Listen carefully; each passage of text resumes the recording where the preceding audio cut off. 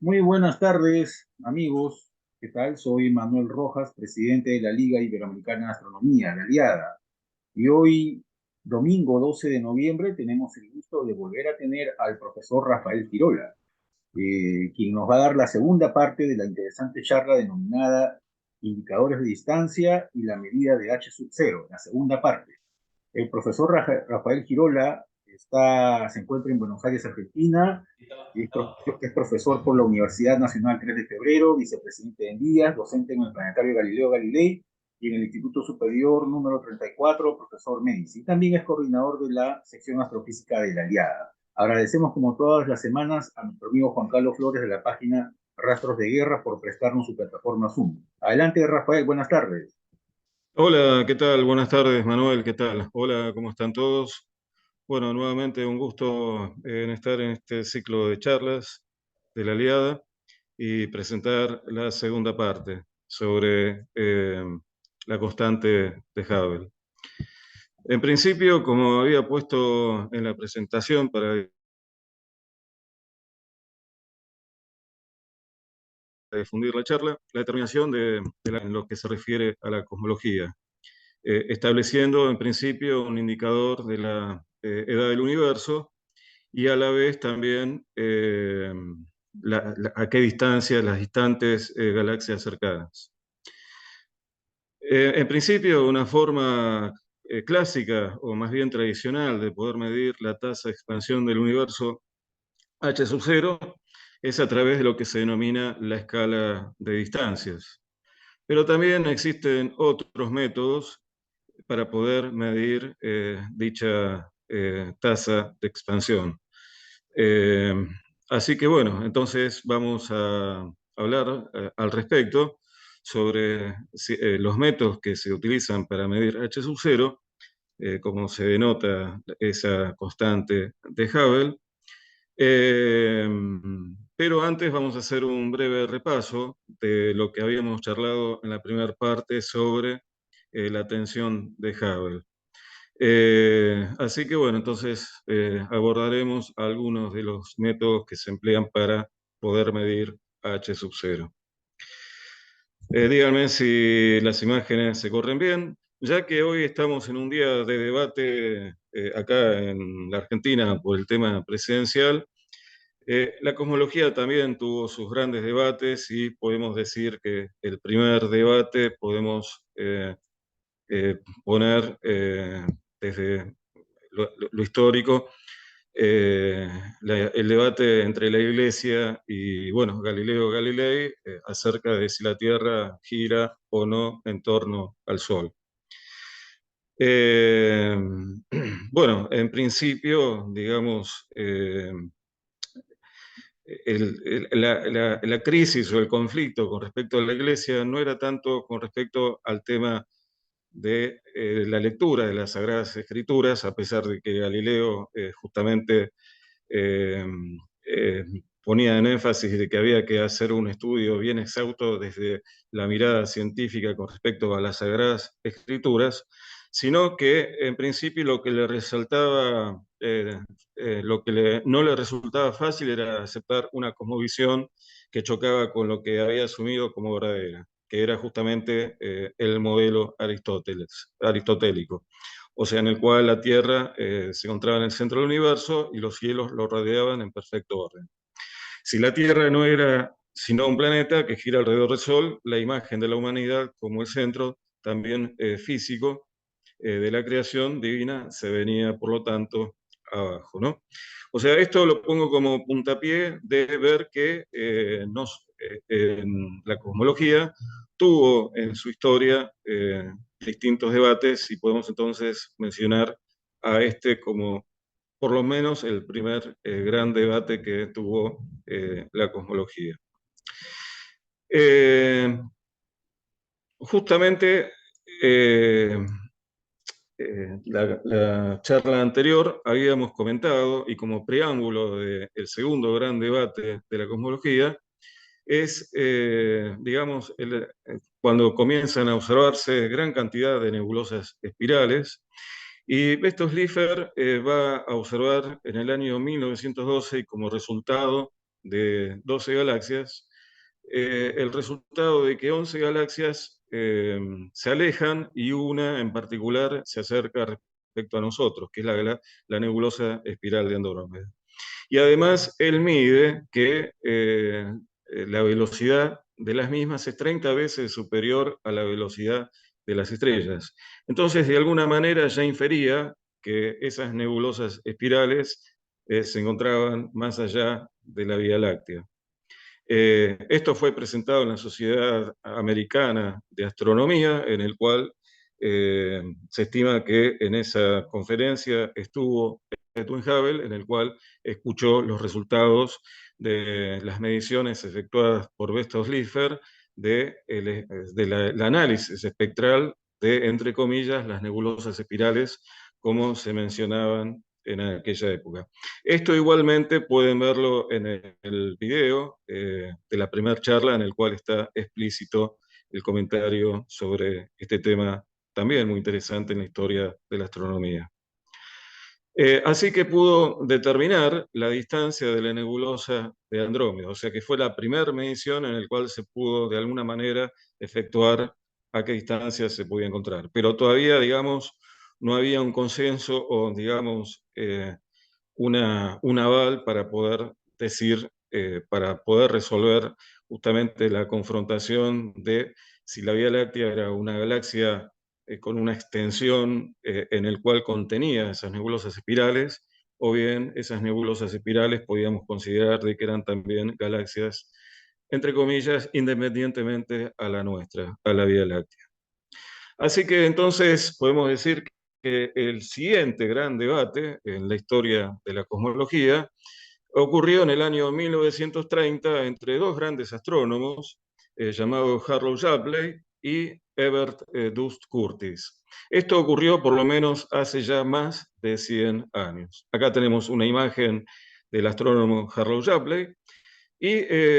bueno, lo interesante es que de alguna manera se partía del modelo del universo de Captain, en el cual, bueno, a partir de allí comenzaba este desarrollo del debate de las posturas que tenía Harold Shapley con otro astrónomo de aquella época que está en la confrontación de este debate, llamado Ebert Curtis. Ebert Curtis fue un astrónomo que trabajó en el observatorio Lick y era uno de los grandes expertos en el estudio de estas nebulosas espirales. Mientras que Harold Shapley eh, pudo encontrar el estudio de la distribución de los cúmulos globulares y a partir de los mismos eh,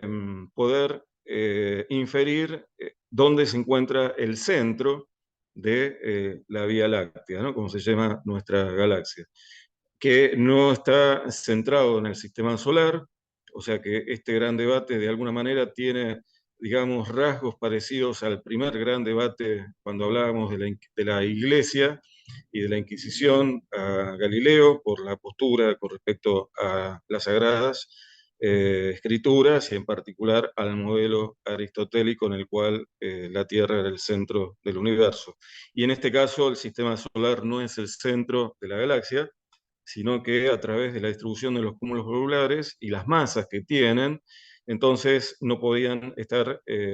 orbitando en torno al centro eh, eh, considerado el sistema solar, sino en torno a otro lugar en el cual hoy en día se estima de que allí en ese lugar existe un agujero negro supermasivo del orden de los 4 millones de masas solares. Y además, encontró a qué distancia el sistema solar se encontraba en torno al centro galáctico. O sea, por un lado, Harold Shapley encuentra que el sistema solar no se encuentra en el centro de la galaxia, pero y por el otro lado, el estudio de la mirada de Ebert Curtis sobre la galaxia es que él consideraba que era una galaxia más espiral, pero que el sistema solar estaba en el centro de la galaxia. No así Harold Shapley, que miraba de alguna manera en forma contraria con respecto a estas dos situaciones, ¿no? Es decir, de una estructura que contenía las nebulosas espirales y los cúmulos globulares indicadores del centro galáctico, que no era el sistema solar. El que resuelve este problema, este gran debate, fue realizado por Edwin Hubble, quien en el año 1929 descubrió estrellas variables en nebulosas espirales, como se llamaban en aquella época. Y además pudo determinar a qué distancia se encontraban. Recordemos que ya teníamos los datos observacionales de Besto-Slipher y que había medido que Edwin Hubble había estado en esa conferencia. Además, como les comentaba en la charla anterior, se cumplen los 100 años en el cual se tomó esta imagen a fines de octubre y que viendo una estrella variar en el tiempo, al principio pensaba que era una nova y al final no lo fue, sino que una estrella variable del tipo Cefeida, que ya una astrónoma llamada Henrietta Leavitt había estudiado este tipo de estrellas y en particular para poder determinar distancias. Acá lo podemos observar a Edwin Hubble realizando medición, tomando imágenes, realizando trabajos a través de este telescopio en el cual pudo obtener justamente desde el Monte Wilson información sobre estas galaxias espirales y resolver el gran debate del siglo XX cuando mide a partir de esta estrella variable a qué distancia se encuentra la nebulosa espiral de Andrómeda, encontrando que la distancia era muchísimo mayor del tamaño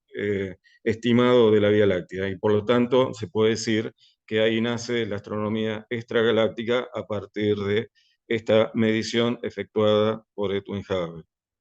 Pero lo interesante es que en el año 1929, a partir de una gran cantidad de galaxias, por lo menos 45 galaxias, se encuentra una relación lineal entre el corrimiento al rojo de las galaxias, digamos, y la tasa de expansión y la tasa, digamos, de la variabilidad que tienen, o sea, la relación de proporcionalidad entre la velocidad aparente de alejamiento de las galaxias y la distancia a la cual se encuentran. O sea, encuentra una relación lineal entre la distancia y la velocidad que se conoce como la ley de Hubble-Lemaitre, que en el año 2018 la Unión Astronómica Internacional la llama de esta manera, en consideración a los trabajos de Lemaitre para poder comprender la naturaleza de ese alejamiento de las galaxias, en el cual Edwin Hubble no estaba del todo convencido en principio, a partir de la inferencia de la expansión, por lo tanto el alejamiento de las galaxias a partir de la misma, o sea, un alejamiento por expansión del espacio, cosa que por consideraciones termodinámicas en el cual trabaja Georges Lemaitre, y a partir de el marco teórico que va a fundamentar las observaciones de Edwin Hubble y también su compañero Humason, a partir de la relatividad general. Y aparece entonces en esta relación distancia-velocidad o también el corrimiento al rojo, o sea, las líneas espectrales, cuanto más corridas están hacia el rojo del espectro, por lo tanto, están a una distancia mayor, visto desde el observador.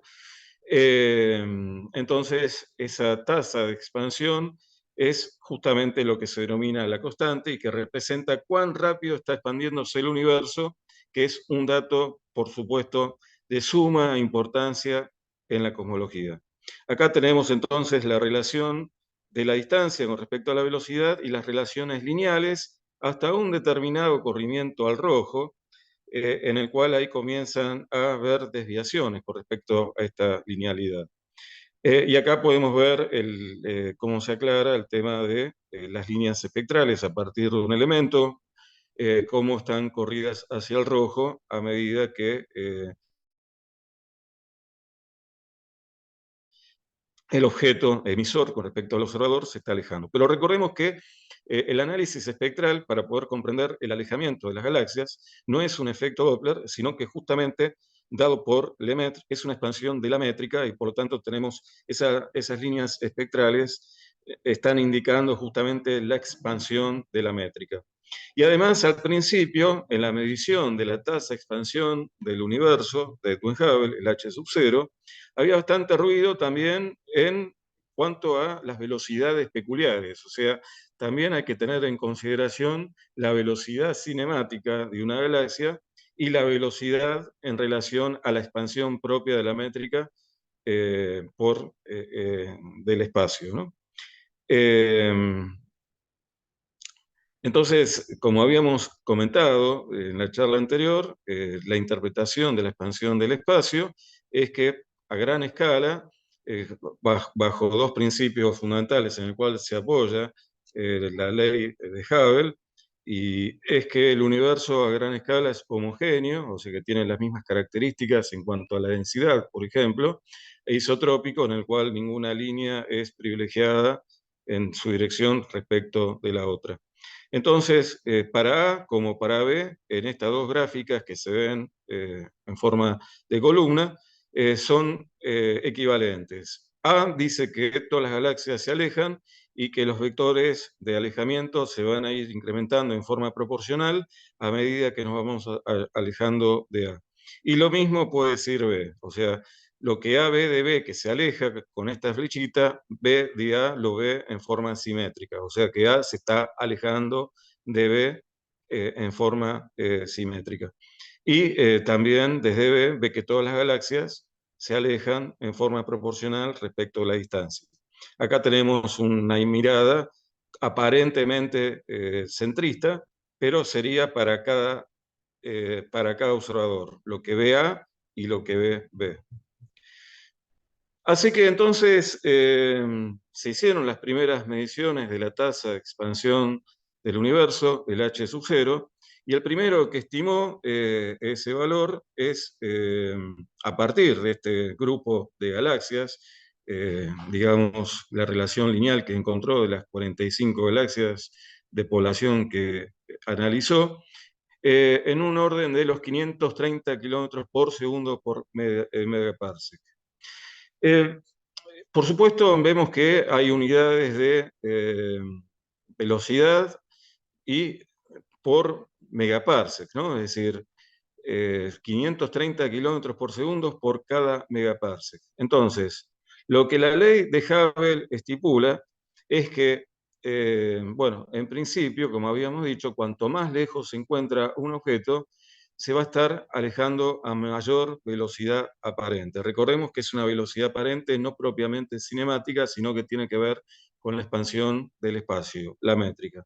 ¿Y qué significa que desde la tasa de expansión dada por Hubble de 530 kilómetros por segundo por megaparsecs, significa que por cada megaparsec de distancia entre nosotros y una galaxia, donde un megaparsec es del orden de 3,2 millones de años luz. Recordemos que un parsec es 3,26 años luz de distancia, así que un megaparsec lo vamos a llevar ya a este valor que está indicado ahí. Entonces, a un megaparsec, que sería esta distancia en años luz, se movería a esta velocidad más rápido, del orden de los 530 kilómetros por segundo.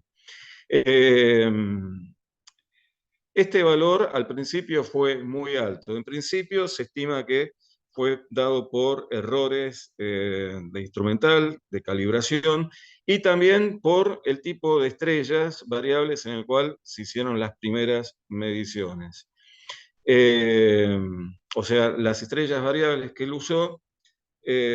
todavía no se había diferenciado en que hay dos tipos de estrellas pulsantes llamadas variables cefeidas por la prototipo estrella en la constelación del Cefeo, que varía en forma periódica, en forma pulsante. Entonces, este tipo de estrellas, vamos a ver más adelante, que en efecto nos va a permitir, por su brillo intrínseco, a partir de la relación periodo-luminosidad, que se puede determinar el mismo, y relacionarlo con la magnitud aparente de cómo se ve esa estrella desde la Tierra, el flujo recibido, determinar la distancia.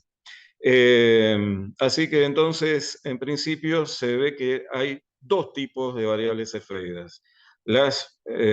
debido a el grado de metalicidad que tenga cada una de ellas. La charla anterior habíamos comentado que Walter Bade había analizado las poblaciones de las estrellas, encontrando que hay estrellas de baja metalicidad y estrellas de alta metalicidad, llamándolas estrellas de población 1 y población 2 respectivamente. Entonces, Edwin Hubble no tenía conocimiento de esa situación, así que uno de los errores en la estimación de H sub 0 fue justamente por este tipo de variables, en particular las esferas, y también por otros motivos, como había mencionado recién, en cuanto a instrumental, a errores, etc. Pero pasó el tiempo y se pudieron lograr mediciones más precisas, o sea, estimaciones más ajustadas de la tasa de expansión H sub 0. Así que a medida que se fue ajustando este valor, comenzó nuevamente a generarse un nuevo debate, ¿no? Y el debate fue a través de la discusión de dos grandes astrónomos, uno, el francés llamado Gerard de Vauclers, que le dio un valor a la constante de Hubble de 100 kilómetros por segundo, en función de las escalas en el cual él lo utilizaba para la medición, y Alan Sandage también haciendo mediciones con un conjunto de galaxias en el cual le arrojó una velocidad menor a una velocidad, una tasa de expansión menor de la que Gerard de Vauclers manejaba, ¿no? El orden de 100 kilómetros por segundo, mientras que Sandage comenzó a argumentar valores de H sub 0 a favor de los 50 y 60 kilómetros por segundo por cada megaparsecs. Recién, hacia finales de los 90, se pudo encontrar qué valor tiene, en principio, a través de las mediciones efectuadas a través de las observaciones del telescopio espacial Edwin Hubble, del orden de los 72, con un error de 8 kilómetros, más o menos 8 kilómetros por segundo por cada megaparsecs. Un valor que, de los dos valores obtenidos por Alan Sandage y Gerard de Vauclers, se aproxima al valor de Alan Sandage. Pero la tensión de Hubble no tiene que ver con estos valores dados por Alan Sandage y Gerard de Vauclers, sino que, como habíamos dicho en la charla anterior, tiene que ver con las mediciones efectuadas por objetos relativamente cercanos a la Tierra, como indicadores de distancia, y lo que se pudo medir mediante el satélite Planck, la radiación de fondo de microondas, en el cual, digamos, dan valores diferentes, pero próximos entre sí. Y las dos maneras de medir el H sub 0 son correctas. Entonces, ¿qué es lo que pasa cuando uno mide H sub 0 de la radiación de fondos, o sea, un H sub 0 en el universo temprano, por así decirlo, con respecto al H sub 0, con respecto al universo más bien actual? Entonces, ahí hay una fragmentación, porque uno hace una extrapolación de medir el H sub 0 del universo temprano hacia el universo actual, por ejemplo, con la radiación de fondo microondas, encontrando una divergencia en los valores de H sub 0. Entonces, este es un debate en el cual se resolvió mediante la medición efectuada por el telescopio Edwin Hubble, pero no tiene nada que ver justamente con la tensión de Hubble por los caminos de los indicadores de distancia en relación a las mediciones efectuadas por la radiación de fondo microondas para medir el H sub 0 eh, como se ve en este gráfico, ¿no? En este gráfico podemos ver entonces, por un lado, a ver, voy a sacar esta barra que me tapa para poder ver interpretar mejor el gráfico. Acá tenemos entonces el camino de las mediciones con la barra de error, según los años, de las cefeidas, y las líneas negras con su barra de error de la radiación de fondo microondas, y también se superpone y a la vez es un camino independiente con respecto a las otras dos, que es trabajando con estrellas gigantes rojas, en el cual cuando llegan a una temperatura de 100 millones de grados comienza el fenómeno del flash del helio, haciéndolas brillar y luego decae el brillo, en el cual esa variación de brillo también permite determinar distancias considerables. Y esto lo realizó estas mediciones que podemos ver a partir de un poco antes del año 2015 hasta prácticamente el año 2020. Fue realizado por el grupo de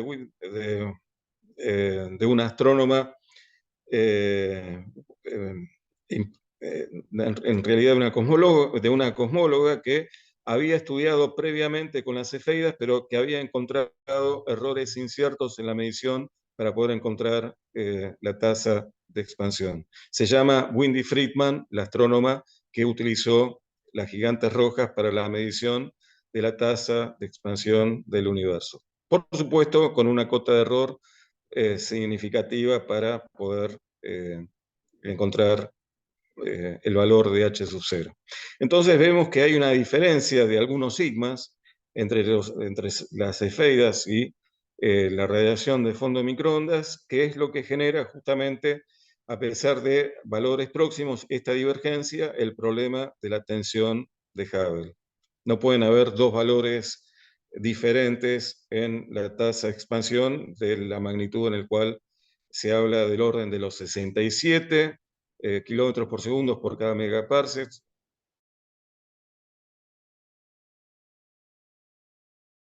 aproximadamente ese valor para la radiación de fondo a los 72 kilómetros por segundo por megaparsec si seguimos el camino de las supernovas tipo 1A, por ejemplo, usadas por un astrónomo de los que trabajó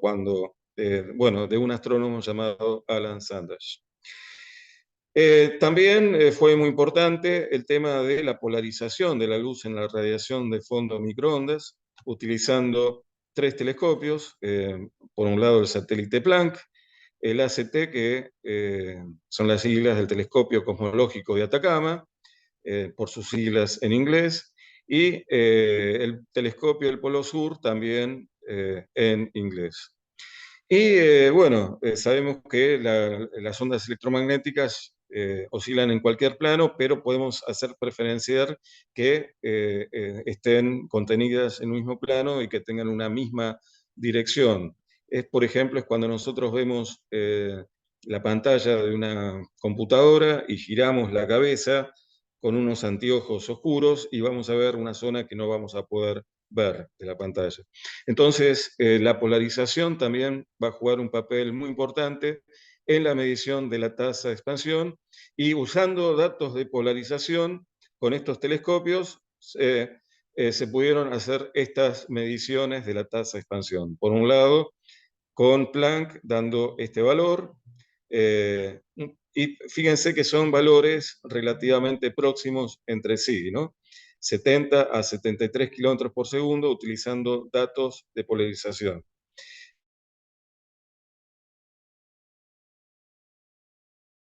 Eh, Cuando se estudió y se determinó la medición del H sub 0 a través de la radiación de fondo microondas obtenidas en el año 2013-2014 por la misión Planck, fue del orden de 67,61 con un error de 0,44 kilómetros por segundo por cada megaparsecs. Y mediante polarización, mediante Planck, es del orden de 70 más menos 2,7. Esa diferencia tiene que ver con la temperatura, la polarización y también las supernovas tipo 1A y también las galaxias. Mientras que el resultado a través de la medición de la polarización fue solamente obtenido por polarización. Entonces, el valor de 67,61 es el ingrediente de todas estas combinaciones. Y el valor de 70 más menos 2,7,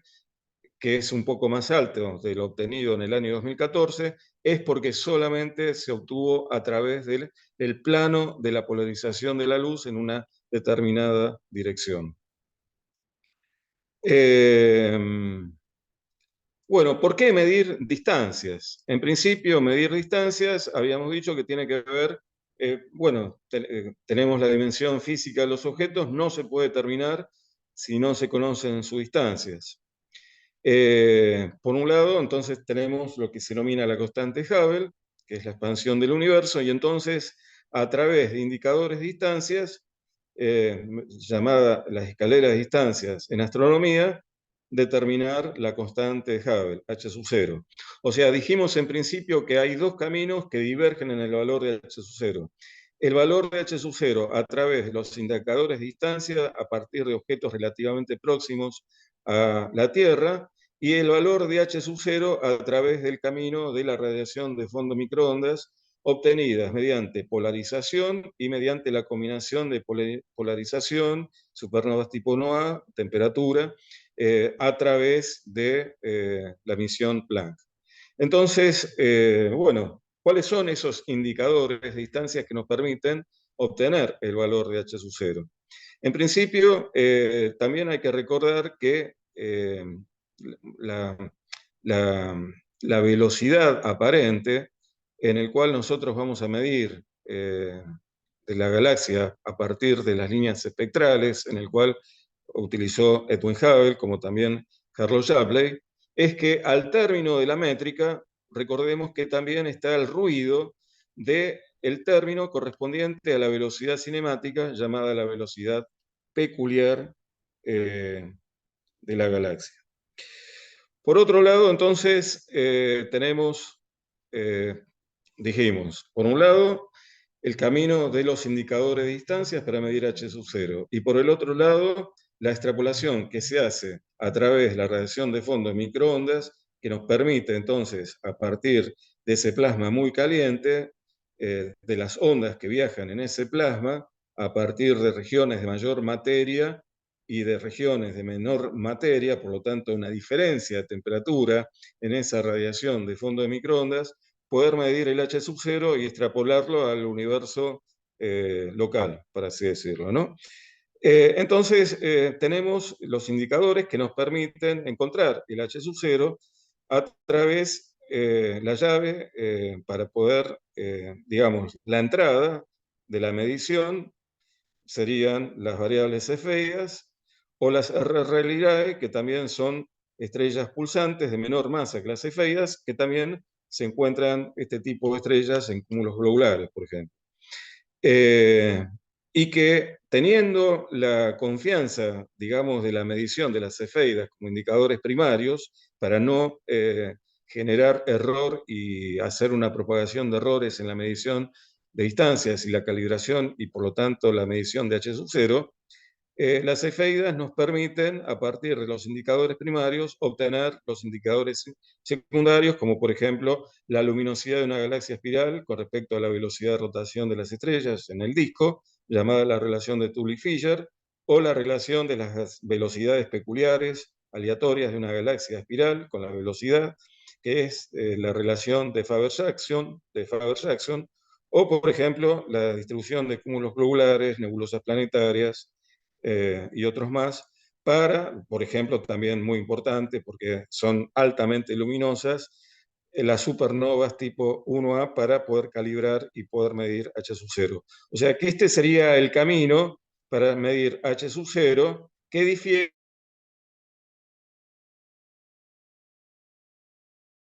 con el h de microondas. Entonces acá tenemos de alguna manera la secuenciación de las escaleras, la paralaje, hasta, digamos, cuántos parsecs nos va a permitir tener confianza el método utilizado para medir distancias, el movimiento propio, o sea, también a partir de la paralaje y de la velocidad radial como la velocidad tangencial, hasta donde nos permite el movimiento propio tener certeza, precisión en los resultados sin propagación de error para medir distancias. Y así vamos viendo cómo a medida que encontramos objetos cada vez más brillantes y que tengan una cierta particularidad física en el cual esos objetos tengan cierta regularidad, en el cual podamos tomarlo como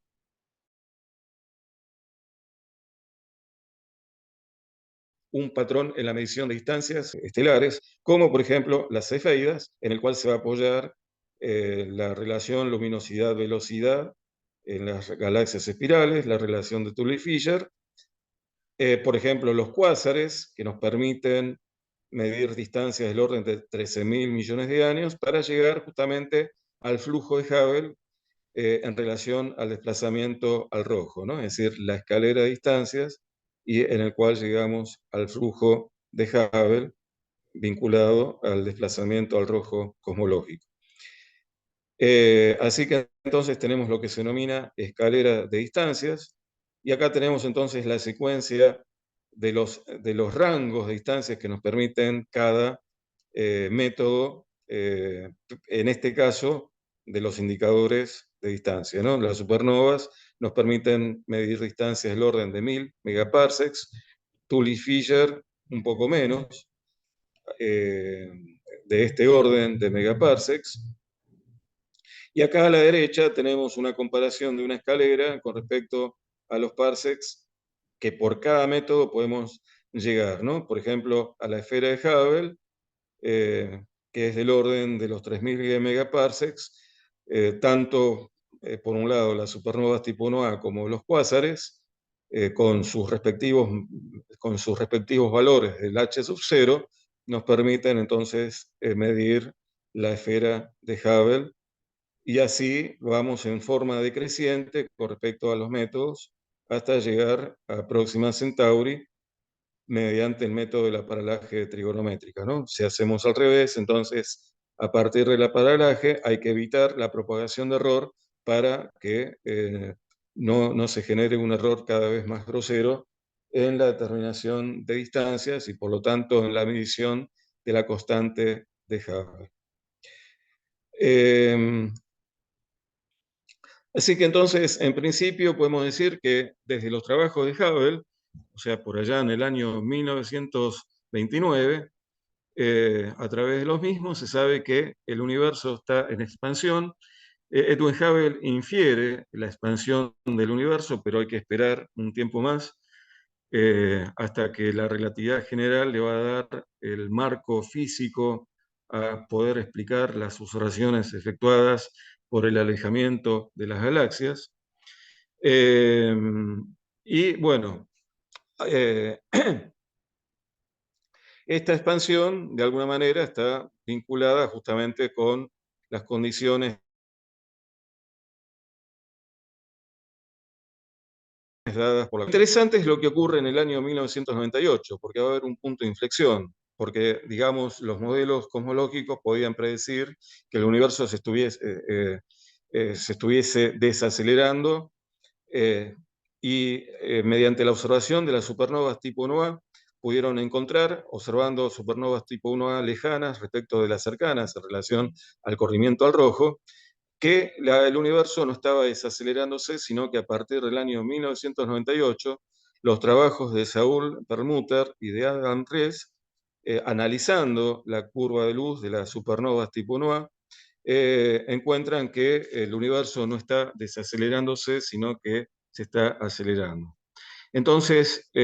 por ende, es importante medir el valor de la constante de Hubble, saber con exactitud, cosmología de precisión, de cuánto vale h sub 0 en la expansión acelerada del universo.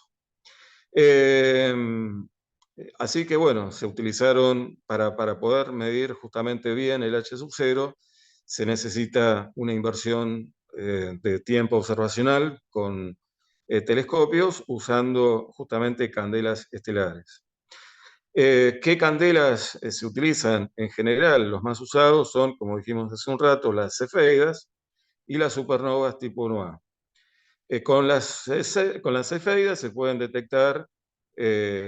galaxias, o sea, la galaxia anfitriona de la cefeida, del orden de los 100 millones de años luz. Lo interesante es que también se encuentra de que pueden haber naturalezas diferentes y encontrar que también el ambiente de la galaxia se note una diferencia entre una cefeida y la otra en relación a las curvas de luz. Por eso Windy Friedman, de alguna manera, toma las cefeidas con una cierta incertidumbre en la medición para la tasa de expansión del universo, y no así con las gigantes rojas a partir del flash del helio. Mientras que las supernovas tipo 1A dan una cierta confianza en la curva de luz, en el cual se puede extrapolar y encontrar, digamos, normalizar en una curva efectiva como patrón de referencia para la medición de distancias, estas supernovas llamadas tipo 1A, que son altamente más luminosas porque son energéticamente más, eh,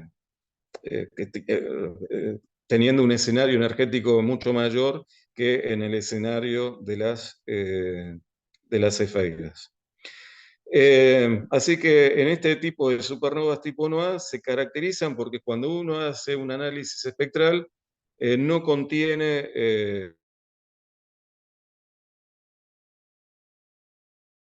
en el espectro ninguna línea de hidrógeno tipo 1A, es por el acretamiento de material de una estrella como una gigante roja que cae material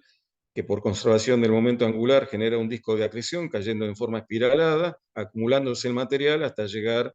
a una determinada masa, la estrella compacta llamada una enana blanca, que sabemos que superando el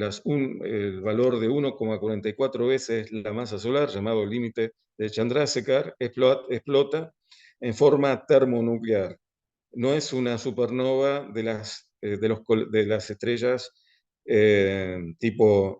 muy masivas, del orden de 25 masas solares, que son las supernovas gravitacionales, por contracción gravitacional. Así que lo que no se observa son líneas de hidrógeno o helio y resultan entonces de una explosión termonuclear de una enana blanca que fundamentalmente está compuesta por carbono y oxígeno, en el cual, como les comentaba recién, va acrecentando material. Y lo importante es que genera una luminosidad por la liberación de energía. Recordemos que la luminosidad es la potencia radiada de una estrella, la cantidad de energía por unidad de tiempo, en el cual se estima que la magnitud visual absoluta que llegan a tener este tipo de objetos, bueno, en realidad este tipo de supernovas, porque en realidad es la explosión de una enana blanca, del orden de menos 19,48 con un error de 0,20, la magnitud absoluta que llegan a tener este tipo de explosiones termonucleares, las supernovas tipo 1A. Así que por esto, la gran luminosidad que libera, o sea, la potencia que radian estas estrellas, son muy buenos indicadores primarios, como habíamos visto en la gráfica anterior, que tienen un gran alcance y permiten llegar a distancias cosmológicas superando el corrimiento, el Z denota el corrimiento al rojo, eh, igual a 1. O sea que eso significa en distancia superando los 10.000 millones de años luz. Entonces, tenemos, por un lado, distintos métodos que se utilizan para poder medir el H sub 0. Por un lado, tenemos, como dijimos recién, en forma independiente con respecto a los indicadores de distancias, la radiación del fondo cosmológico, en el cual se midió un valor de 67,4 kilómetros por segundo por cada megaparsecs. Y después tenemos eh, indicadores de distancias en la escalera de distancias, el camino independiente, la radiación de fondo de la radiación de fondo cosmológico de microondas, que serían las estrellas cefeidas con un valor de 73,2 kilómetros por segundo por cada megaparsec, un valor que se aproxima al valor que consideraba Alan Sanders cuando se resuelve el problema del debate con Gerard de Vaucouleurs, con la observación y la medición efectuada por el telescopio espacial Hubble. Fíjense que las gigantes rojas medidas por Windy Friedman a través del flash del helio, del incremento del brillo y después como decae, superando entonces el método utilizado por las cefeidas, es del orden de los 69,6 kilómetros por segundo por megaparsec, o sea que se aproxima al valor obtenido por la radiación de fondo de microondas, o sea, el fondo difuso cosmológico. Y después tenemos un indicador que se aproxima más bien a las cefeidas, que serían las supernovas tipo 1A, con un valor de 73,3 kilómetros por segundo por megaparsecs. También los cuásares, que es un valor que se suma a los valores de las cefeidas y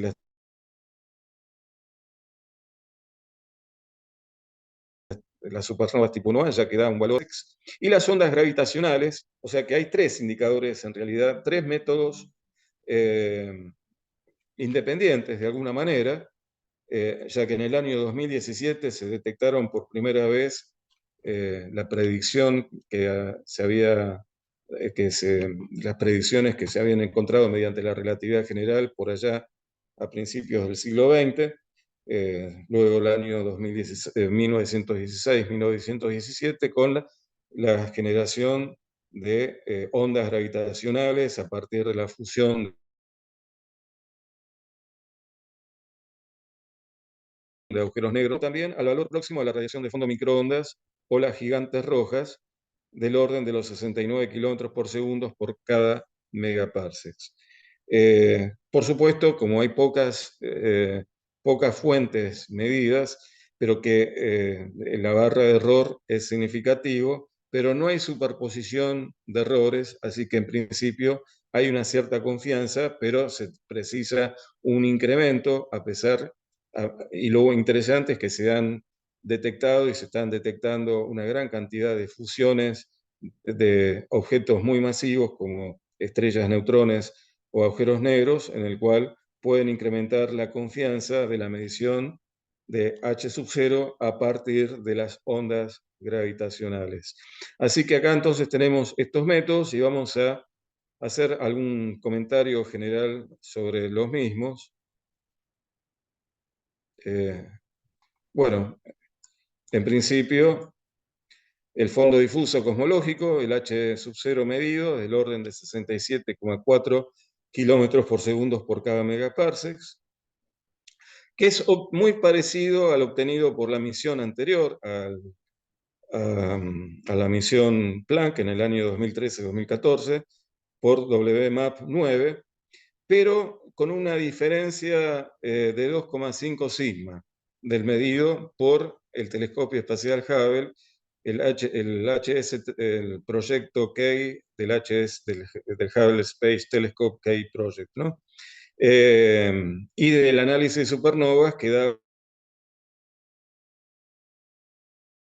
este valor. O sea que entonces tenemos el valor H sub 0 de la radiación de fondo microondas y el H sub 0 bastante similar al que predijo Alan Sandage, un poco menos por supuesto, pero bueno, a partir de las supernovas tipo 1A. Así que entonces, en principio, recordemos que la medición del H sub 0, de la radiación de fondo de microondas, es un plasma muy caliente en el cual se generan ondas, en el cual viajan en ese plasma y que se encuentran regiones de mayor masa y regiones de menor cantidad de materia, en el cual en el cual esa diferencia de la materia en la lectura de la radiación de fondo de microondas es la diferencia de temperatura que podemos encontrar en la misma, en la radiación de fondo de microondas. Por lo tanto, es un valor significativo de H sub 0 que se extrapola en el universo actual de el valor en el cual se expande el universo. Luego tenemos las cefeidas, pero que ya sería el camino de los indicadores de distancias, el tradicional, el que utiliza objetos relativamente cercanos a la Tierra, como por ejemplo las variables cefeidas. En realidad fue Miss Leavitt y después que encuentra una relación entre el periodo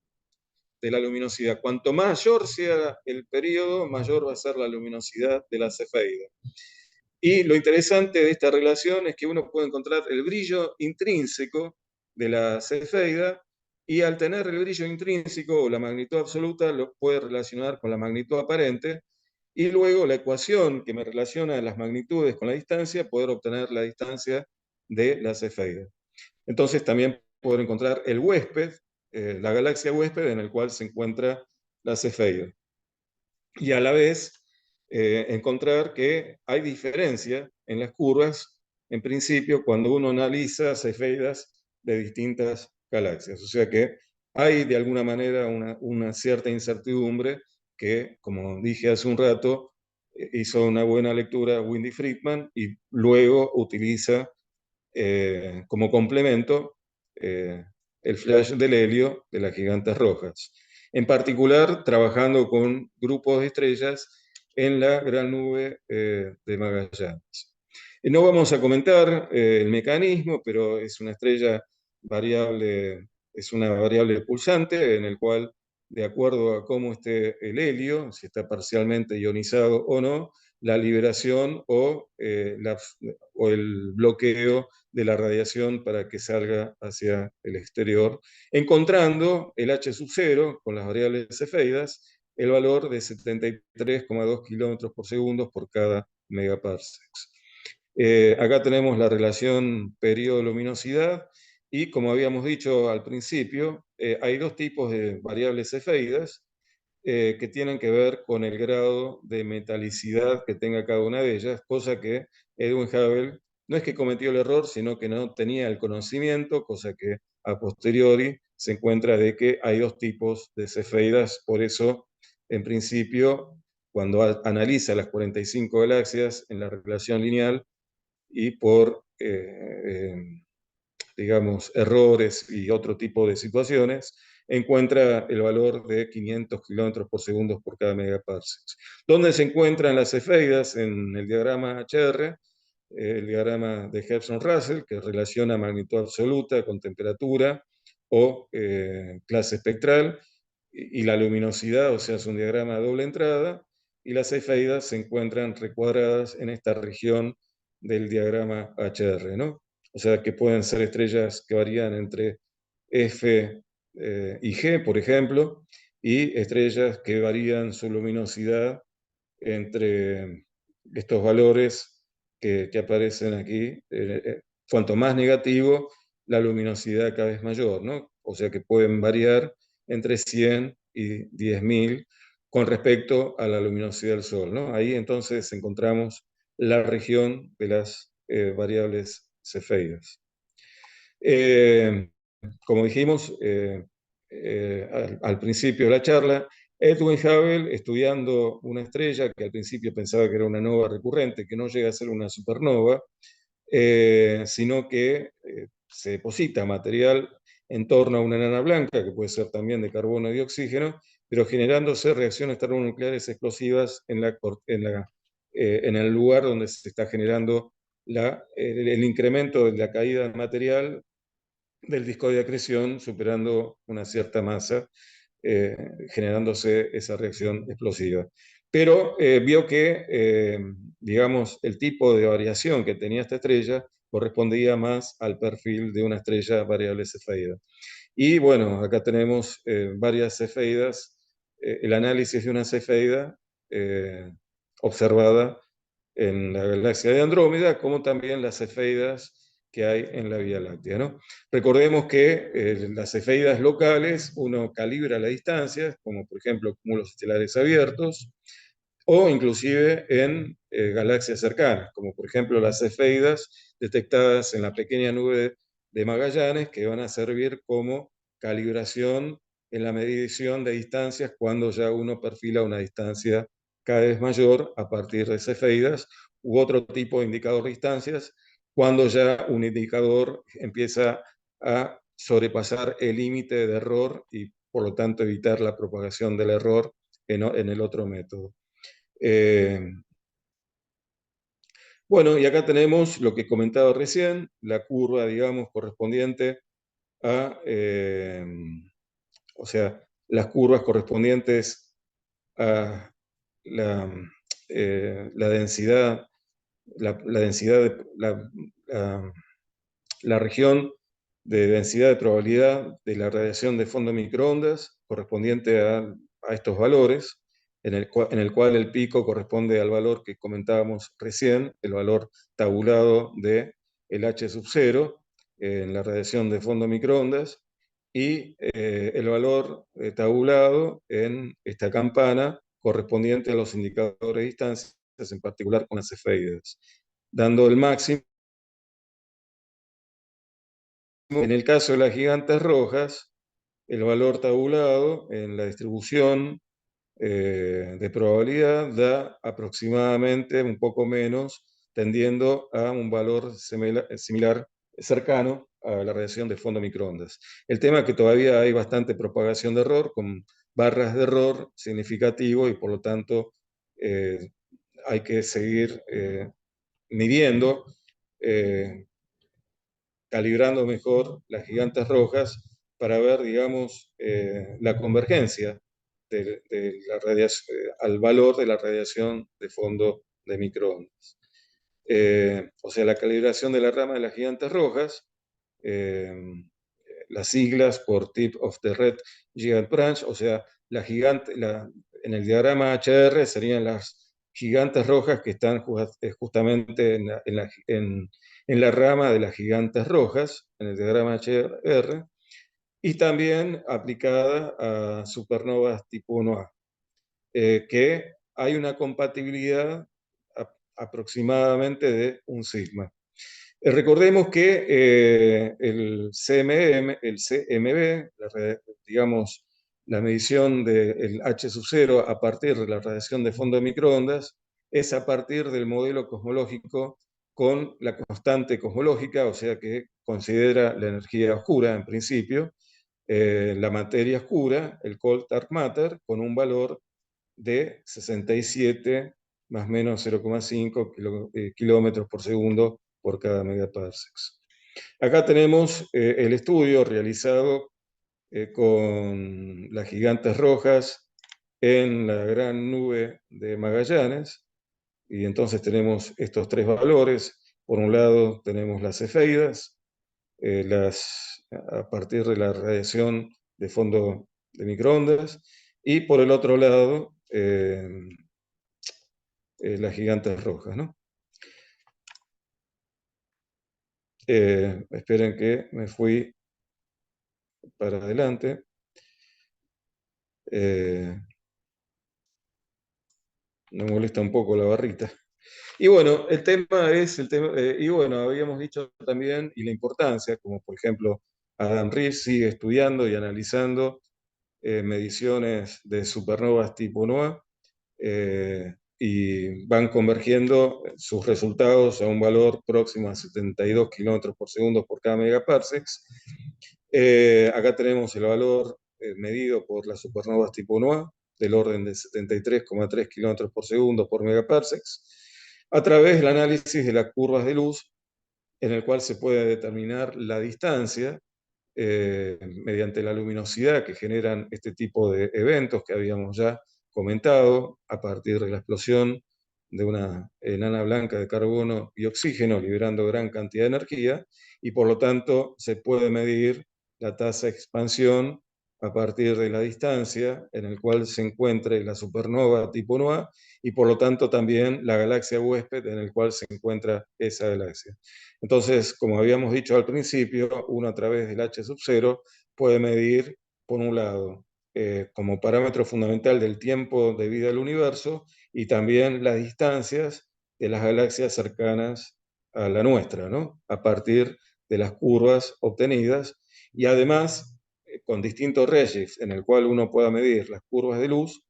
medir la tasa de expansión del universo temprano con respecto al universo actual, ¿no? Y los cuásares, que por medio de las lentes gravitacionales nos permiten entonces inferir y a la vez permitir medir distancias del orden de los 13.000 millones de años, el valor también de h sub 0, del orden de los 73,3 kilómetros por segundo por cada megaparsecs. Entonces, bueno, esta charla era el complemento. Para poder escuchar toda la parte, pueden entrar al YouTube de la Aliada, y ahí sí está bien explicado toda la charla de la tensión de Hubble, porque, bueno, como comentaba al principio, la charla de hoy consistía más bien en hacer un breve comentario sobre los métodos que se utilizan en la medición de h sub 0 y las divergencias que se encuentran en los resultados, ¿no? Así que bueno, entonces, desde ya, muchísimas gracias. Muchas gracias, Rafael, por la interesante charla de hoy. Más bien, quienes deseen hacer preguntas, por favor, las pueden dejar en la sección de chat para poderlas transmitir y puedan ser respondidas. Bueno, en mi caso he estado siguiendo la charla y me queda una duda específica que siempre, digamos, quisiera aclarar. Digamos, el primer parámetro para medir distancias entre galaxias podría ser las efeidas, ¿no? Pero eso tiene, digamos, un tope, un límite, creo yo. Entonces, a continuación vendrían las supernovas, o sea, ¿cuál tendría mayor alcance en el caso de medir distancias extragalácticas?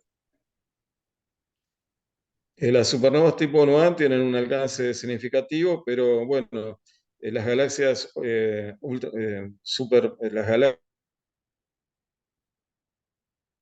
galaxias muy activas van a tener un brillo significativo que, a partir de las lentes gravitacionales, si hay un cúmulo galáctico, una masa en el cual forma el espacio-tiempo, actúa como lente y te va a amplificar el fondo y te amplifica el objeto que está detrás del cúmulo, ¿no? Entonces, te permite sondear distancias del orden de 13.000 millones de años luz, los cuásares. Bueno, O sea interesante. que te vas acercando a la medida de la radiación de fondo microondas obtenidas por ese plasma con las ondas viajando en el mismo, eh, con la diferencia térmica entre las regiones de mayor materia con respecto a las regiones de menor materia. Bueno, gracias por la respuesta. A ver, bueno, entonces bueno, acá han dejado algunos comentarios, a ver, los voy a leer para pasar, si no, a lo siguiente. Bueno, acá, bueno, Alan García te envía saludos, como siempre, de Caracas, Venezuela. Acá un amigo desde Chapatmala, eh, no sé si sea Argentina, bueno, a ver acá, Alan David Carciente desde Venezuela, Carlos Lucarelli, saludos, Claudia Estrella Prieto desde Rivera, Uruguay también, saludos, Rafael Hilar, muy claro Rafael, excelente charla, Daniel Hilar, perdón, muy claro Rafael, excelente charla. A ver, bueno, vamos pasando a los créditos finales entonces, para, si no hay más preguntas por el momento, para poder continuar. A ver, un momento.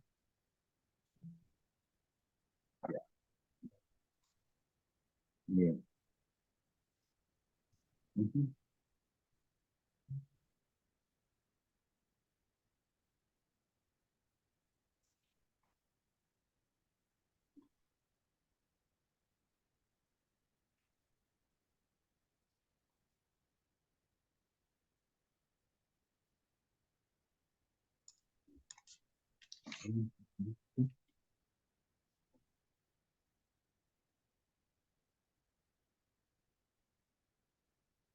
Bien,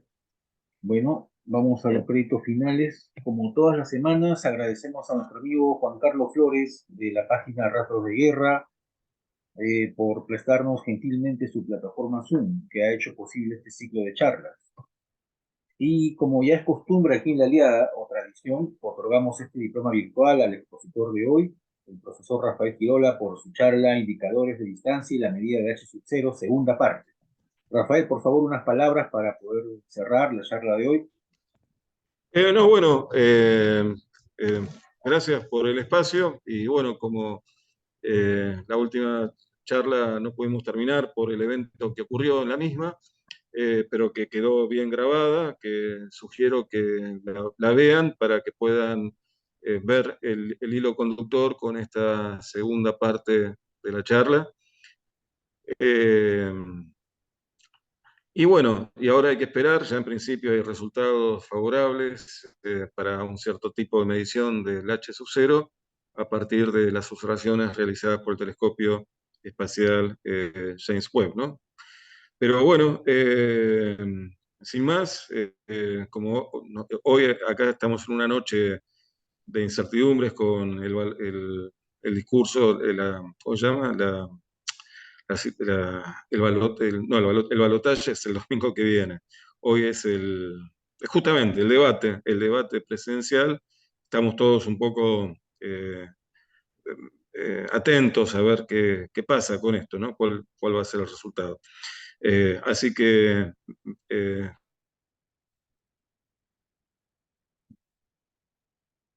como hoy es un día de debate, también, por ejemplo, el de Galileo, eh, el gran debate del siglo XX, el debate entre Alan Sandage y de Gerard de Baculers, como también el gran debate que hoy en día se tiene con respecto a la tensión de Hubble, porque los métodos son correctos. Entonces, el problema es saber si hay algún problema en las mediciones, en los datos que se están obteniendo, o hay que hipotetizar con, por ejemplo, la materia oscura tiene ciertos rasgos que de golpe puede llegar a tener una interacción mayor que la que se predice con respecto al campo, con respecto a la masa, ¿no? A la gravedad. Eh, y, eh, Porque en principio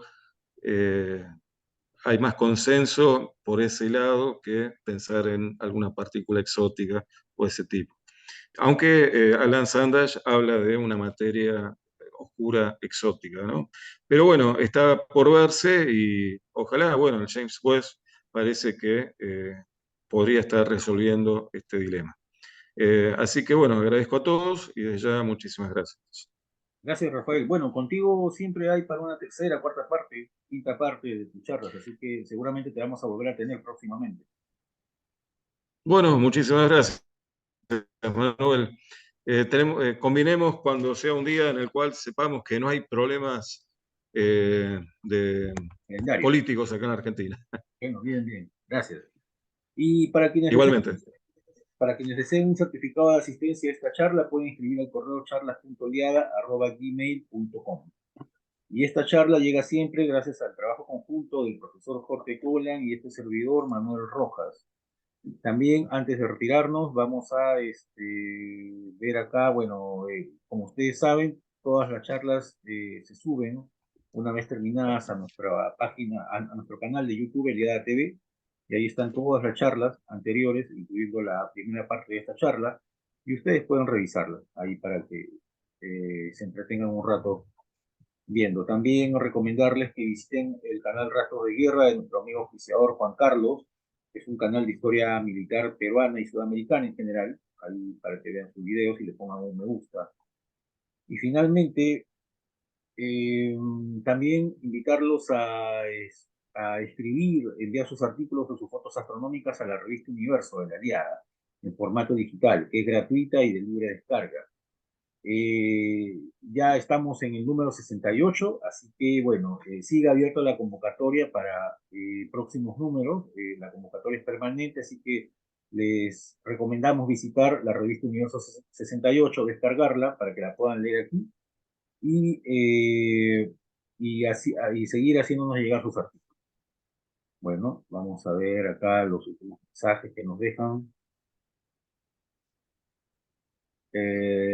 Sí, bueno, excelente exposición. Acá saludos, Carlos Lucarelli manda saludos. Bueno, muchas gracias a todos. Entonces, el próximo domingo tenemos aquí en el Perú, en la ciudad de Trujillo, el Día Internacional de la Astronomía, así que yo voy a estar fuera de Lima, no vamos a tener charla, pero el siguiente domingo que viene sí vamos a programar así de manera normal y vamos a estar anunciando. Muchas gracias a todos, muchas gracias Rafael, nos estamos viendo. Muchas gracias a todos, gracias por los comentarios Y bueno, muchísimas gracias, Manuel, y bueno, a continuar con la aliada. Gracias, gracias. Estamos hablando. Chao, chao. Gracias. Igualmente.